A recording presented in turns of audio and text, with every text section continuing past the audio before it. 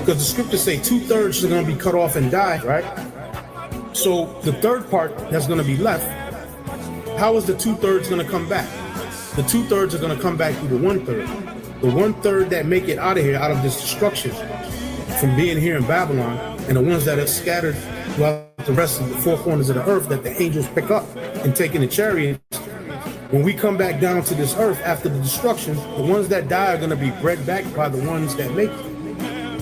2/3 are going to be cut off and die, but they're going to come back in the kingdom as the children of the 1/3. They're going to come back and they're going to get it right this time. In this side right here, they're going to have to be sacrificed. It shall come to pass that in all the land, saith the Lord, 2 parts therein shall be cut off and die, but the third shall be left therein. And I will bring the third part through the fire, and will refine them as silver is refined, and will try them as gold is tried. They shall call on my name, and I will hear them. I will say, it is my people, and they shall say, the Lord is my God. Isaiah 60 and 21 and 22, the points in 22. Thy people also shall be all righteous. They shall inherit the land forever. The branch of my planting, the work of my hands, that I may be glorified. A little one shall become 1,000, and a small one a strong nation. I, the Lord, will hasten it in his time. So this is talking about when we're set up in the kingdom, a little one shall become 1,000, and a small one a strong nation. That's talking about the men of Israel. We're going to have so many children. One man is going to have 1,000 children, and then another man is going to have so many children. It's going to be like a strong nation, and it's just going to be his children. And each man, we're going to multiply like that. We're going to have children upon children. But like I said, the Lord is going to restore us. He's going to restore us in the kingdom. We're going to get that ancient world stature and strength. We're going to get all that back.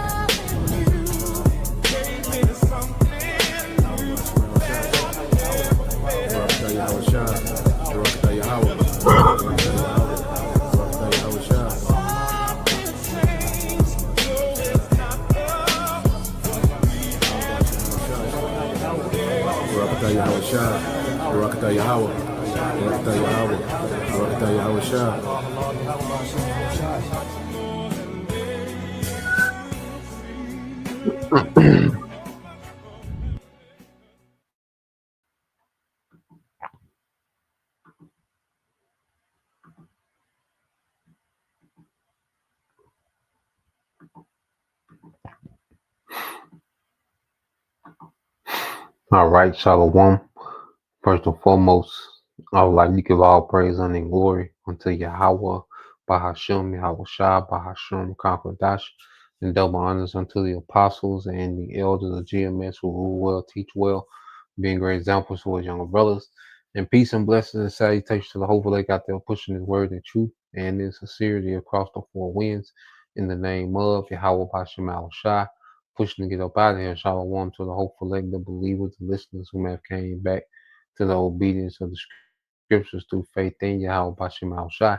All right, and what I want to get into today, is a continuation on the book of First Thessalonians. All right, we're in the second chapter. All right, and Apostle Paul, was pushing the emphasis how, he came and taught the gospel, how him, all right, and his companions, in the ministry, all right, Silas and Timothy, okay, that help him establish, the church in Thessalonica. Okay. So when you get to the book of First Thessalonians, the second chapter, Paul is, acknowledging that look, I came with no guile. It was just a sincere, teaching on the gospel, for the edification of the believers. Okay, and that's the spirit, that the men, all right, the prophets, the teachers whom the Lord, will raise up in these latter days. They will come in their spirit, pastors after his own heart. That will feed his people with knowledge and understanding. Okay, and that's the priority. Okay, of a true prophet. All right, that's coming in the spirit of Yahweh. You see, so let's go here to First Thessalonians chapter 2, verse 1. It says, "For yourselves, brethren, know, all right, for yourselves, brethren, know our interest in unto you that it was not in vain.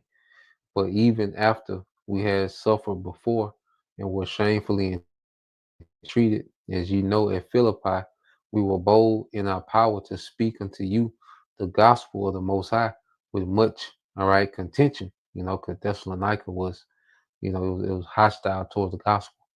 As we would get into it, all right. But Thessalonica was hostile. So to be a believer in Thessalonica, you were gonna be tested, okay, early and often, you know. But it was going back into the first chapter, they set a standard, they set a tone for faith amongst the churches. Okay, so First Thessalonians 2 and 3, for our exhortation was not of deceit, nor of uncleanliness, nor in guile.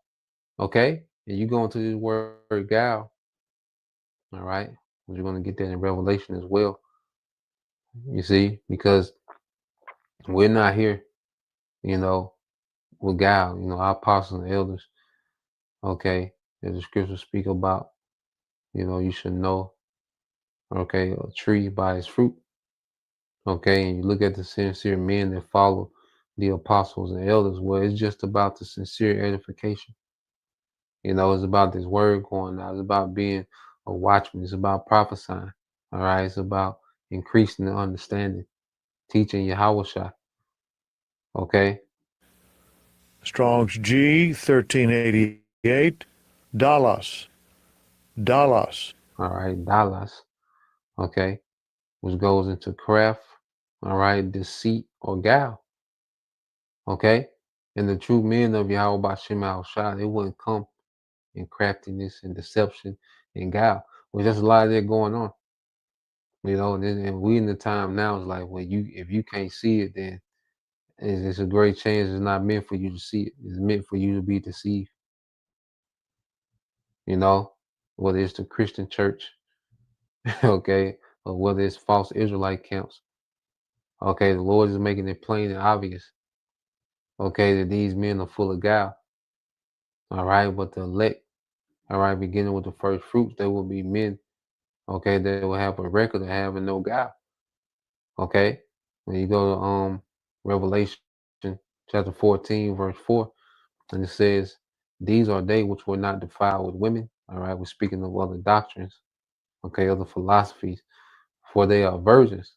Okay, which means we stay faithful to one doctrine as we awaken, okay, to this ministry. We awaken to the truth where we stay faithful to that one truth. We didn't engage, okay, with other doctrines. You see, it said, "These are they which follow the Lamb whithersoever he goeth. These were redeemed from among men, being the first fruit unto the Most High, unto the Lamb." All right, so you will have men in this latter time that will wake up, okay, and they will follow the spirit of Yahweh, which is the spirit of prophecy, man, the spirit of edification, okay, the spirit of humility and meekness, spirit of correction, okay, exhortation, admonishment, warning. Okay, all this within the spirit of Yahweh. So we follow the Lamb, through our conduct, okay, through our obedience, okay. And it says, uh, and in their mouth, verse 5, was found no guile, for they are without fault before the throne and the Most High. So these men, okay, would be, all right, reported to have what? No guile, which is that same word, dolos, okay, in the Greek, you see, which goes into the same thing, craft, deceit, guile, okay, trick, all right, to bait, you see, subtleties. We're not here to bait you in, just for the sake of members, for the sake of numbers. Okay, we're not here for a money grab. Okay, we're not here to be looked at. Okay, in a certain way. Okay, we're here to exalt and teach Yahushua. Okay, with no guile. Just like you go here, you see, in the book of 1 Samuel chapter 12.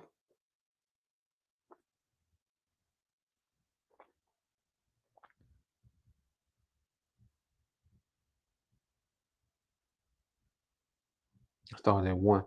All right, so this is when after Samuel, appoints, the Lord puts the spirit on Samuel to appoint, a king for Israel. All right, which was Saul at the time. 1 Samuel 12:1. It says, and Samuel said unto all Israel, behold, I have hearkened unto your voice and all that you have said, and have made a king over you. And now behold, the king walking before you, and I am old and gray headed, and behold, my sons are with you, and I have walked before you from my childhood unto this day. Okay, because Samuel was a priest from his childhood. He was given over to the temple by, his parents, his mother, promised if she had a child, she would give it to the temple. Okay. So when you go into 1 Samuel 12:3 says, behold, here I am, witness against me before the Lord and before his anointed. Whose ox have I taken? Whose ass have I taken? Who have I defrauded? Who have I oppressed? Or who have I said, or whose hand have I received any bribe, all right, to blind my eyes therewith, and I will restore it you. Okay? So he's presenting himself, before the congregation. Like who have I defrauded, who have I oppressed, whose ox have I taken? Okay, who has he done wrong, basically? He says, if he have, I restore it. And they said, thou hast not defrauded us, nor oppressed us, neither hast thou taken aught of any man's hand. Okay?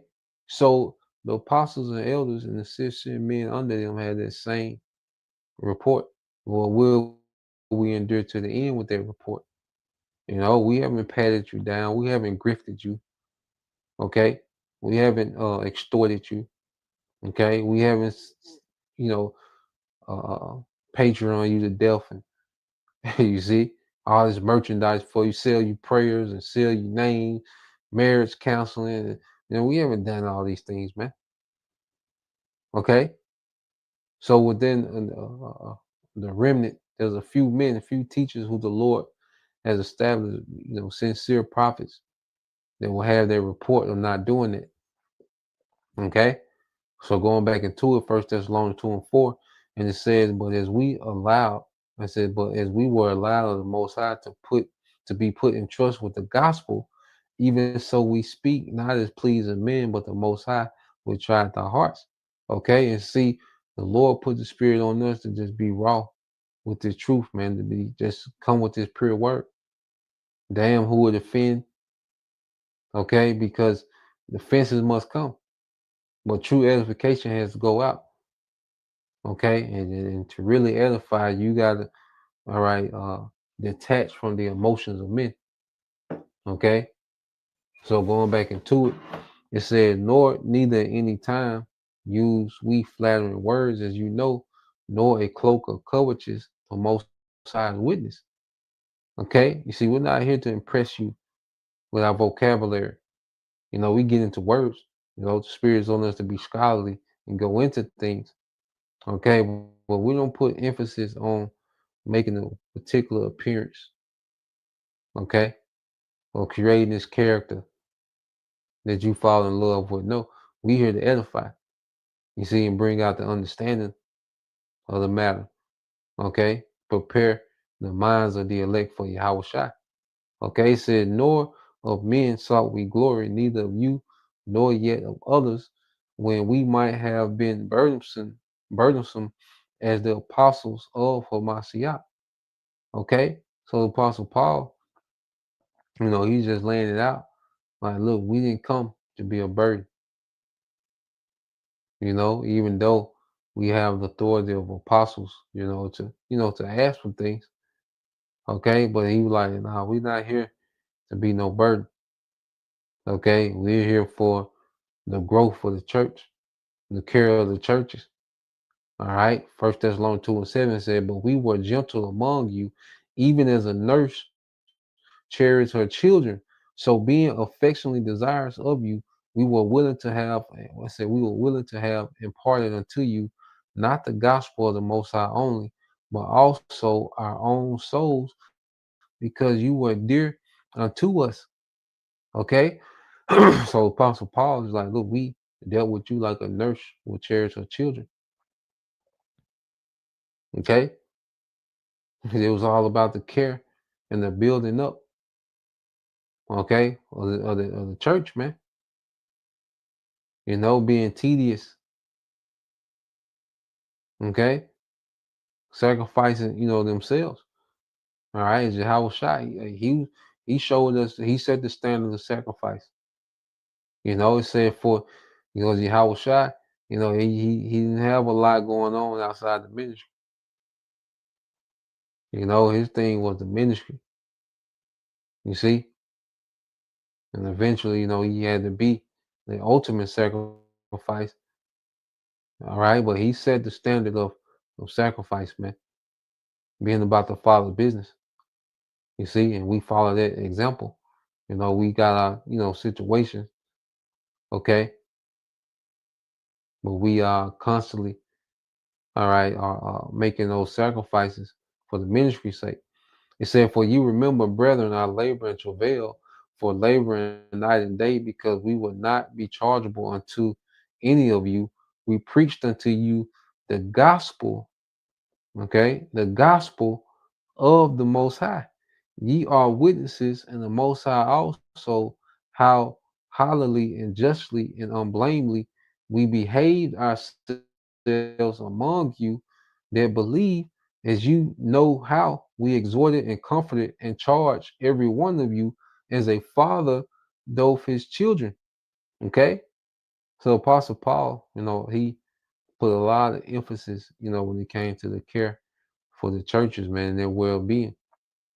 Okay, it said that you will walk worthy of the Most High, who have called you into His kingdom and glory. Okay, that we will walk worthy. You see, we've been called into something that has an expectation, a standard has been set. And as we walk, hey, we have to make our walk, okay, our conduct worthy, okay, of the Most High. We've been called into a righteous kingdom. And we are called to rehearse the righteous acts of citizens of a righteous kingdom. Okay, for this cause also thank we the Most High without ceasing. All right, for this cause also thank we the Most High without ceasing, because when you received the word of the Most High, which ye heard of us, you received it not as the word of men, but as in truth the word of the Most High, which effectually worketh also in you that believe. For ye, brethren, became followers of the churches of the Most High, which is in Judea, all right, are in Yahushua HaMashiach. For you also have suffered like things, all right, of your own countrymen, even as they have of the Jews. So he's like, look, the same, persecution that you're suffering, for believing, all right, the circumcision in Judea suffers amongst their own countrymen. So the people of Thessalonica, they was hostile toward the truth, just like those of the circumcision. A lot of them were hostile toward the truth, to those of the circumcision that converted into Yahushua.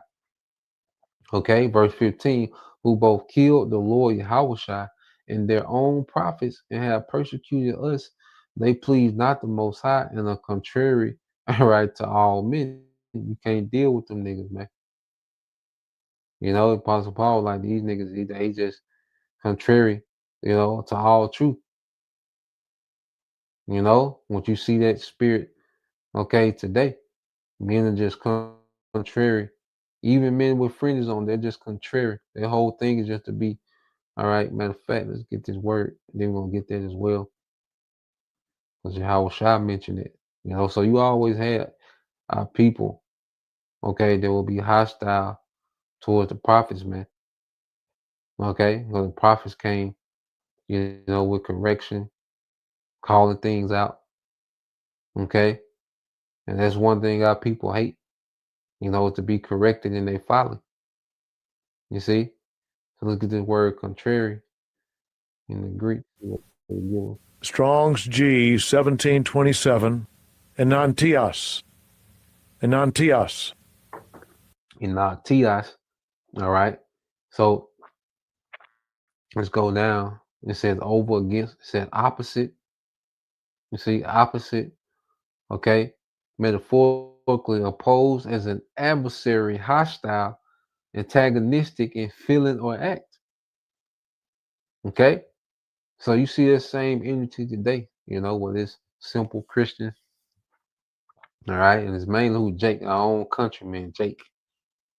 That's the main adversary and hostile to this ministry, man.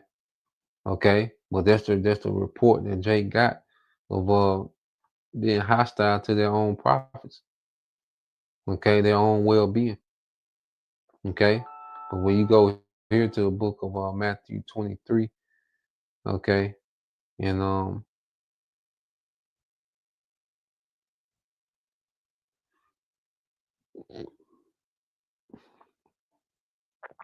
matter of fact, I'll just start at 31. All right, this is let me read this in NLT, see if it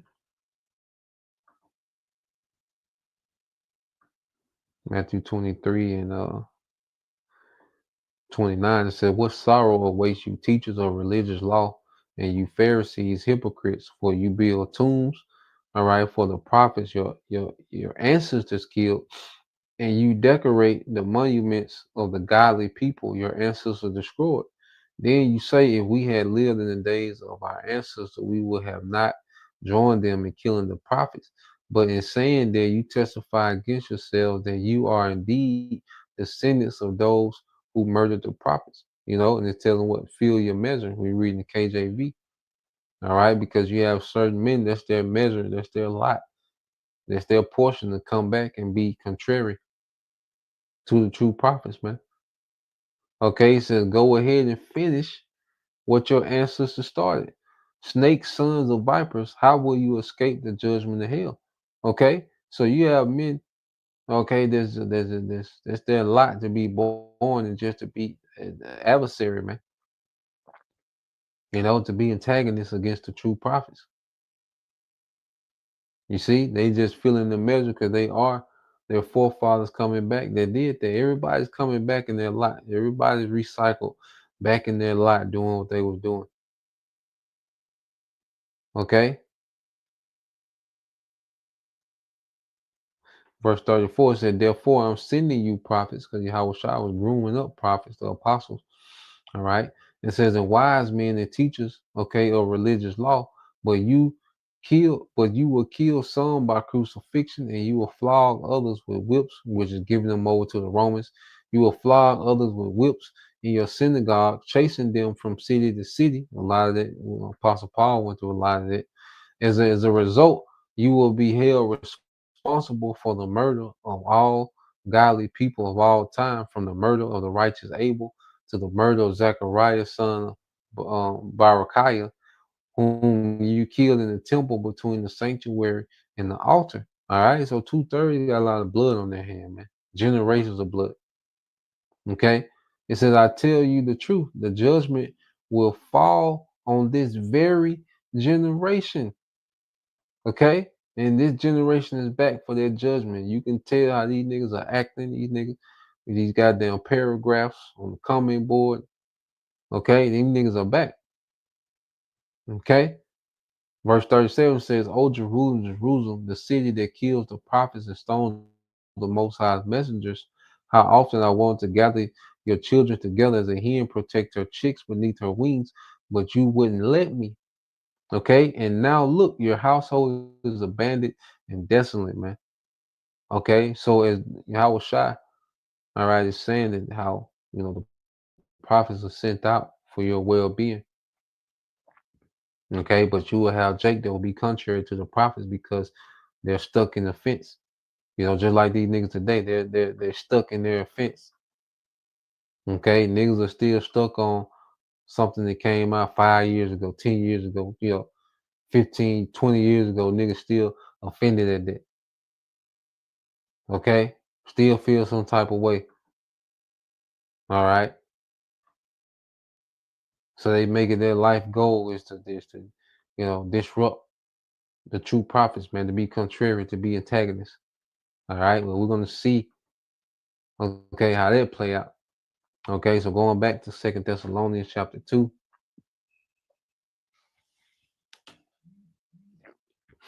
and verse 16, it says,